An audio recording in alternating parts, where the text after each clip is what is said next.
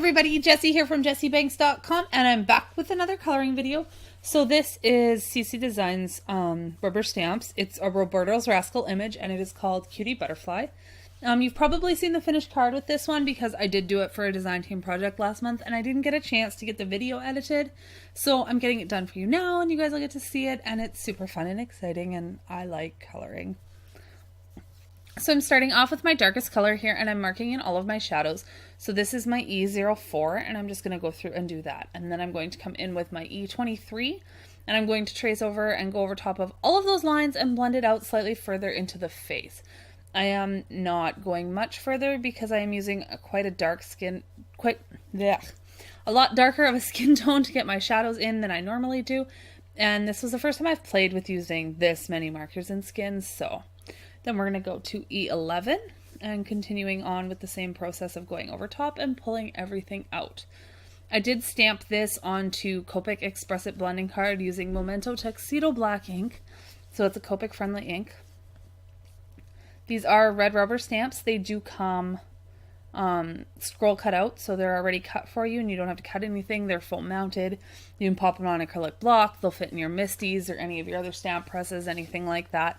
So you can definitely use them, no problem. E21, and this is where I start to bring it around under the eyes and I get that nice roundness in the cheeks. I really love this stamp. She's so cute. E00.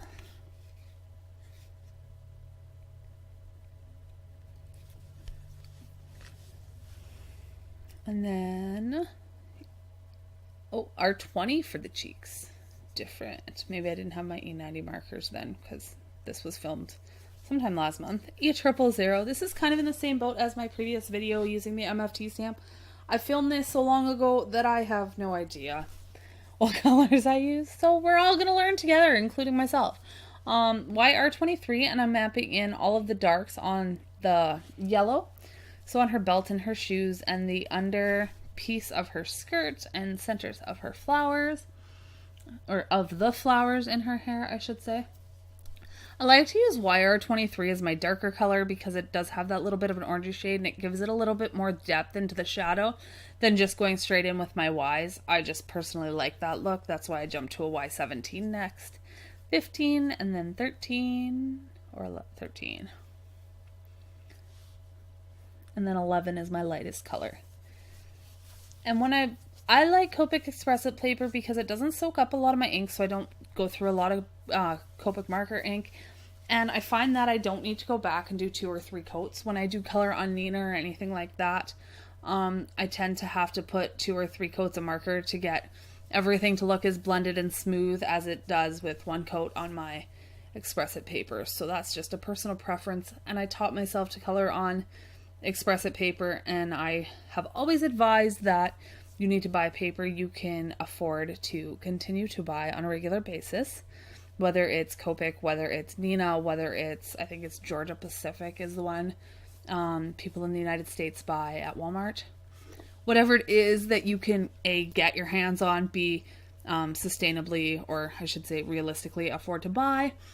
On the same note, I buy like a ream of Copic paper every couple of years, and I color a lot, so... It's whatever you decide is best for you. But pick a paper and learn to color on that paper and then stick to it and you will have no problems. So we're going in with my pink and I'm using my RV29. I love this. This is a super bright, bold pink. It was some of the first markers I ever got was this pink combination. This is RV25. They wrote that marker in black and I find it's very, very difficult to read even in person. I wish it would have been printed in white like the 29 is. And it's the same thing as the skin and the yellow. We just go right over top of those dark colors and slowly blend everything into the center. RV23. And then RV21. It's our lightest color, and I'm just going to go over top of everything. This was a super quick one to color up, and she's absolutely adorable. So something was supposed to be yellow apparently that I missed. Now I'm going to work on her hair, and when I do hair, I do my hair backwards from everything else. I start with my lightest color and I work my way to my darkest color. so that I can get that flicking motion going inside of the hair and have nice flicks that aren't blended out into the next color. It's the way I can definitely give that distinct differences between the different shades that I use. It's my personal way I like to do it, I guess. I don't know. I do it backwards from everything else. So W3 is my second color. And I just, every time I go in with a darker color, I don't pull it as far out into the image as I did the color before it. So that's how, so my flicks get shorter as I get to the darker colors in order to keep that difference, and you can have that nice bright highlight and that really dark shadow. Because this hair is going to be black when it's finished, even though it looks gray right now. The other thing I love about these Roberta's Rascals images is they can be like young little kids, or, you know, women, or old grannies if you color them with gray hair. I think they're absolutely adorable.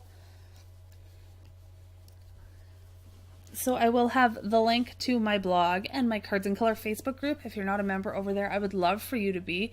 I do a couple coloring videos, like live colorings in the group that aren't here on YouTube, every month. Sometimes we have games, we have different sponsors, they run coupons and specials and all sorts of things.